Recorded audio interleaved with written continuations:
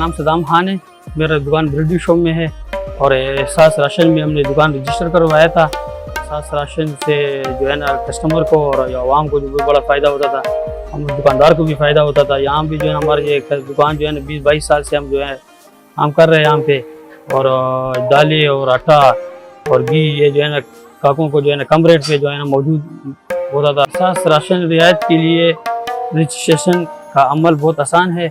हमने national bank से registration करवाया था और कस्टमर के लिए जो है ना ये 8171 पे मैसेज करना था और बहुत आसान तरीका था, कस्टमर को इससे बहुत फ़ायदा मिलता था। एहसास राशन रियायत की वजह से जो है ना हमारा काम में भी इजाफा हो चुका है और सब दुकानदारों का फ़ायदा था। इसके साथ जो है ना कस्टमर बहुत आते थे दुकान पे ख़रीदारी के लिए ना, तो इसमें दुकानदार का भी बहुत फ़ायदा होता था, कस्टमर का भी फ़ायदा होता था, क्योंकि उससे सामान सस्ता उनके लिए मिलता था। आटा, घी और दालों के अलावा भी हम जितने खाने की अशिया है वो सब खरीदते थे यहाँ से, हमें बहुत फ़ायदा होता था। कस्टमर के जो है ना ज़्यादा आते थे दुकान पे। मैं इमरान खान का हुकूमत का बहुत शुक्रिया अदा करता हूँ कि उन्होंने ये स्कीम निकाला। मैं उम्मीद करता हूँ कि ये जल्द से जल्द दोबारा शुरू करें।